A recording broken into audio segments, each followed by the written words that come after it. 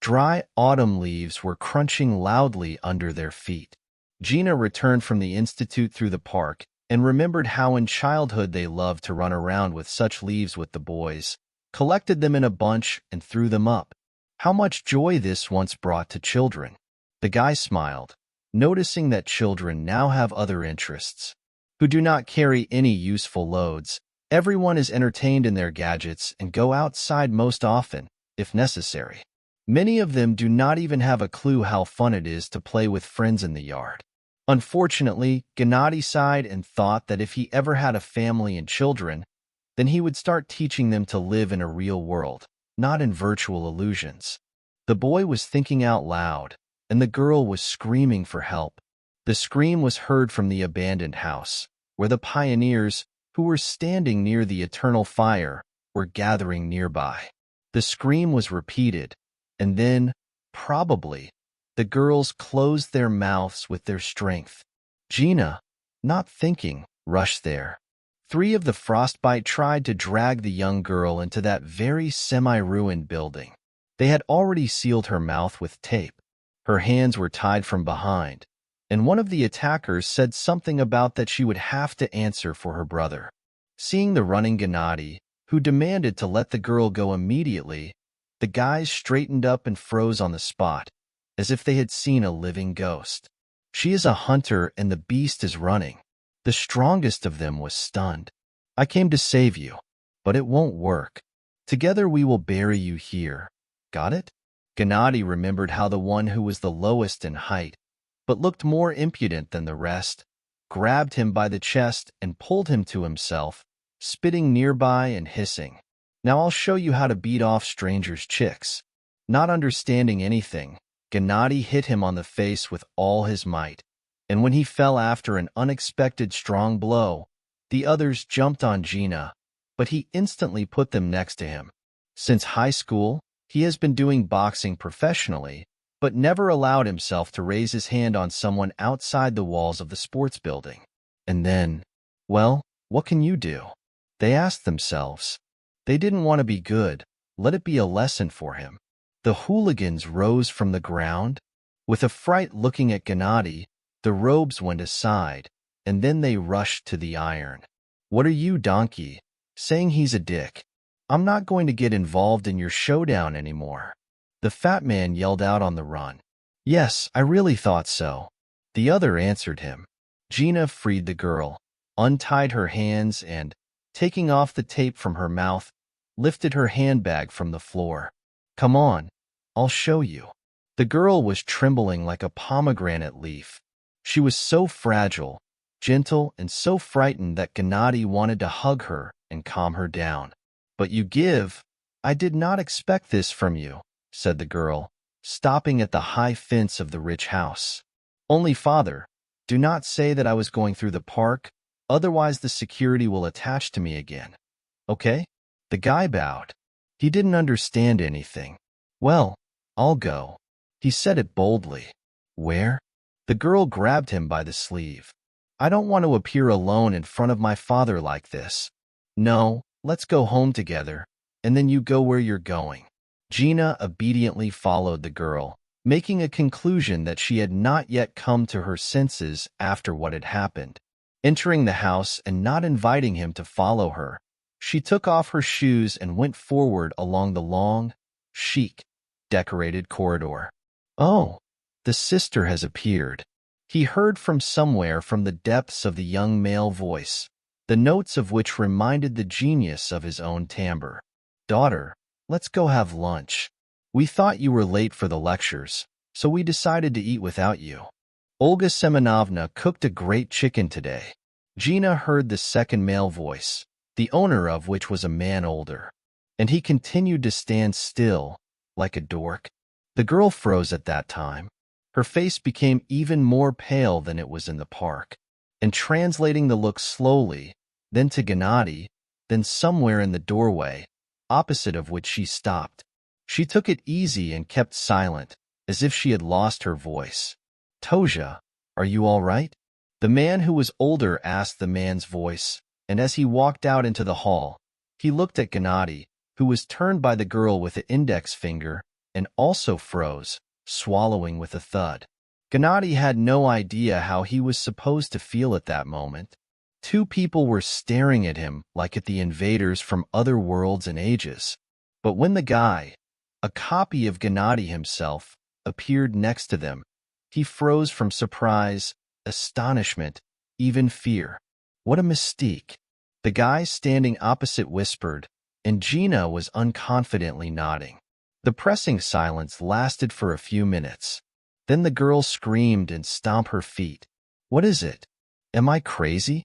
It's all because of you, Snake Tigernovich. She took a beating in the chest, standing next to a copy of the gene, and continued to scream. Because of you, I was almost killed. Because of your girls. And now the gulps on the nerve are gone. You're a bastard. Bastard. Wait, Katasinka. Calm down. Father pressed her to himself and began to stroke her head like a little one. We'll figure it out now. We're probably all crazy together. Calm down. And you? The man turned to Gennady. Come to the kitchen too. We need to figure it out somehow. Gena got angry, walked past where he was told, passing by his copy, slowly and closely looking at the guy from head to toe.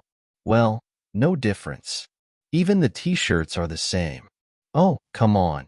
Everyone silently sat down at the table, and Tasha was still trembling, and her father buried her in a calm glass. Drink, daughter. So what is it? Is it true? Are there two of them the same? But how is this possible? She still could not come to her senses. This is probably interesting to everyone. The father rubbed the carrier and, clapping his hands on the table, calmly added, Let's have lunch together, and it will be easier to think there. An elderly woman entered the spacious kitchen in the front door and began to lay out the food on the plates, putting an additional dining table for an unexpected guest. But the boy did not get a piece in the throat. He was thinking, how could such a coincidence happen? Only the stories of Mexican TV shows came to mind, which he had to watch with his mother in childhood. The room was small, there was nowhere to go. So the boy had to hear everything that was happening on the screen if he didn't watch. What events are not reinvented there? But for such a thing to happen in life, and personally with him, it didn't fit in his head. Well, the head of the family said, when everyone moved the plates and sat silently, as if waiting for a miracle. Although, where else is more miraculous? What are we going to do? What's your name, by the way, young man? Gennady. Gena. The guy got up. And I am Lev Alexandrovich. These are my children, Tasia and Makar. When and where were you born, Gennady? And the whole family looked strange. Tasia covered her mouth with her hand. Her eyes were wide open. Makar got up and immediately sat back down, and the father got pale. But he held himself in his hands and, munching on his fist, continued. My wife died when the children were 15 years old. Therefore, we cannot ask her about such an amazing coincidence. And there is only one option left. I suggest we start with your parents. I really hope they are alive and well. I only have a mother, said Gennady. I don't remember my father. We left him when I was 6 years old. He beat my mother, and I got hit not like a child. On one frosty day, my mother scratched me in the mouth and my legs barely carried away. Dictate the address, said the man and prepared to write. But I live alone in this city, in a dormitory from the institute. Mom is 500 kilometers from here. It's okay, tell me. Gena dictated the address, Mom's phone number, and, apologizing for no reason, said goodbye to everyone and left the kitchen. Only in which direction to go, he forgot, and turned the wrong way. The exit is on the other side. The girl said, after leaving the house. She walked the guy to the door. Listen, I'm sorry. I didn't even thank you for saving me from those thugs. I seriously thought it was Makar. I was also surprised. He doesn't know how to fight at all. And you showed them cool. Thank you very much. And it's okay. We'll be waiting for an explanation for all this. Well, bye. Bye. The guy answered. And once again, looking around the yard with a landscape design and a pool, he went out the gate. Having returned to the dormitory, Gena first called his mother and warned her to meet the guest. He also tried to find out why he and the son of this man looked like two drops of water. "Mom, did you steal me?" The guy decided to joke, but the joke apparently went wrong. The woman didn't answer anything and disconnected the call. The guy didn't change his mind for this day and night. And the next day, the phone rang from an unknown number. "Gennady, this is Lev Alexandrovich." The man seemed to have gotten confused, and a few seconds later, apparently, he gathered his spirit and continued. "Come to my house. We will be there with your mother in an hour." "Good." Gena answered and thought. It took 20 minutes to get to the elite mansion. He did not go out in advance, did not want to come earlier, because then he would have to talk about something with the children of the man, and he did not know what to talk to them about. Although he really wanted to see the girl again, he noticed a car coming to the gate, which usually run by very rich people. The car stopped, and his mother came out of the back door. "Nina Leonidovna." "Mom." The guy quickly approached and hugged the woman, then looked into her eyes, crying. "What happened, Mom? Why are you crying?" She looked at her son, then she turned her gaze to the owner of the house, who did not let her answer. "Let's go to the house. We'll talk there together." In a huge living room, covered with the taste of expensive furniture, Maker and Taisha were already sitting. The woman unceasingly walked in after her son, and seeing young people, she sat down on the chair and cried. She was fluttering, trying to get herself in her hands, but and tears flowed from her eyes. Tasia ran away and returned in a couple of minutes with a glass of water and sedative drops. "Here, drink it, please, and try to calm down." But no one died, so the grief didn't happen. "Why are you killing yourself?" Nina Leonidovna looked at the girl carefully. At this time, Lev Alexandrovich entered and, sitting in a spacious soft chair by the fireplace, gathered his thoughts and uttered a suppressed voice. "I see that Nina Leonidovna will hardly tell us anything in her state now, so I will try to tell everything myself. We have already talked to her in person. Now it's your turn to learn the bitter truth. You are all adults, so take the fact that as it happened, and then we will think." All three listened to the story of the past with a heart attack. 23 years ago, Lev Alexandrovich and his wife Inga went to the neighboring town on a non-negotiable business. Inga was pregnant, but the term had not yet been extended, and the trip should have taken a little time. But suddenly, women on the way had a fight. When the spouses were passing by a small town by car, the man started calling the ambulance, and when he found out the address of the only one in the city of the maternity home, he immediately rushed there. The woman was immediately taken to the maternity ward, and the man was sitting in the reception room like on needles, and every few minutes he jumped off the bench and asked the nurse on duty, "What's up? What's the news? We will tell him as soon as we know something. She hasn't given birth yet. Calm down, man. Don't interfere with work." And he had to take himself in his hands, looking at the clock and measuring the space with steps. And only 3 hours later he was told, "Dad, congratulations. You have twins, boy and girl." Fortunately, the young, well-baked father had no borders. He ran out into the street and jumped with delight, surprising the passers-by.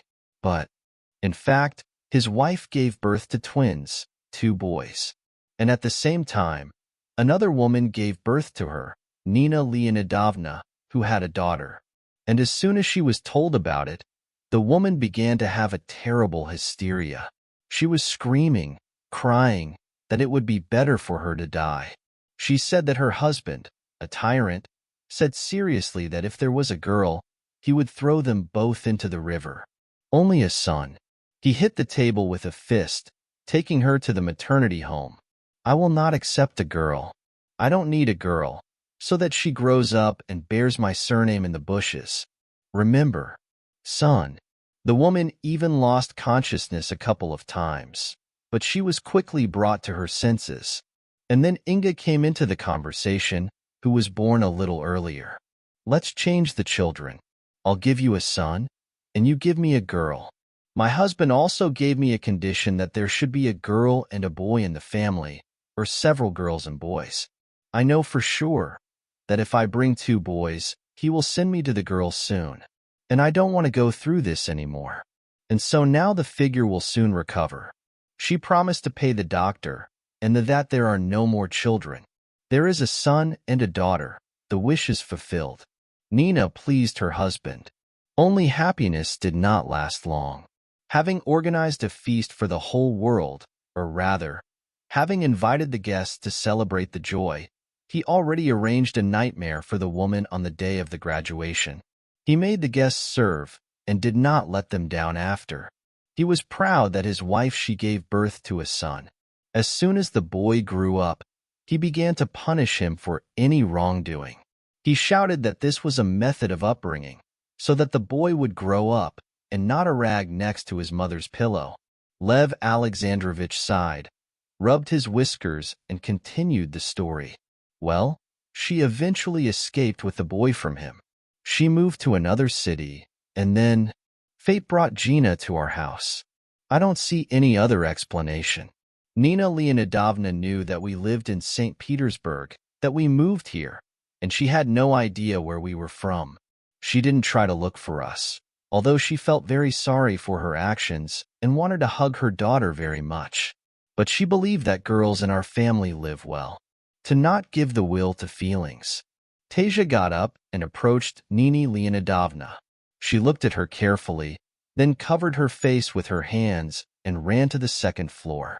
Amikar moved the chair closer to Gena and said with pride, "Wow, I have a brother. I've been dreaming about my brother all my life, and here's a twin. Cool, right?" He turned to Gennady. He was silent, thinking about something. No, he didn't feel sorry for not being so rich. Mother tried to give him everything. He bathed in her love and care, and tried to help as best he could. But the situation that happened to him did not fit in his head. I see only one solution. Again, the word father took. I'm not ready to part with not one of my children. Taisha will remain my favorite daughter. But now Gena is very dear to me.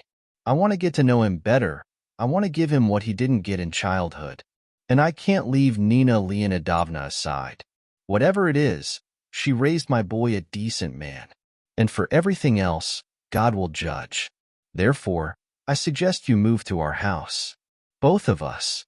So, it will be better for everyone. After a couple of days, everyone was together. Taisa couldn't forgive her mother for giving her away so easily, scaring her husband away. But on the other hand, it's still unknown how Taisa's life would have turned out in another family. Thinking about it, she still accepted the fact that it happened, and, with the help of him, gradually, she gave up. Together they walked in the garden and went to the stores. And for a long time, Taisha spent time with Gena, who quickly became friends with her brother. And once Gena said when they returned home from the cafe, "I don't regret anything, and I'm even glad I met you. And if everything had gone right from the beginning, then maybe we would never have met. And if you don't mind, be my girlfriend." Tasia froze from excitement. "I don't mind. I thought about it too. Fate has its own miracles, but it so cleverly puts everything on the shelves that it remains only to be surprised." And a year later, when Tasia and Gena decided to get married, and came to tell this to their parents, their father ahead of them. "My dear ones," he said he was having dinner. "We've been living as a big and friendly family for a year now. And during this time, we were able to get to know each other better, so to speak. And Nina Leonidovna and I decided to get married." He was slightly embarrassed. "You don't mind? Well, then we'll play 2 weddings at once," answered Gennady.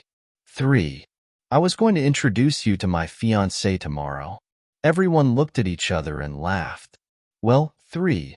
So 3.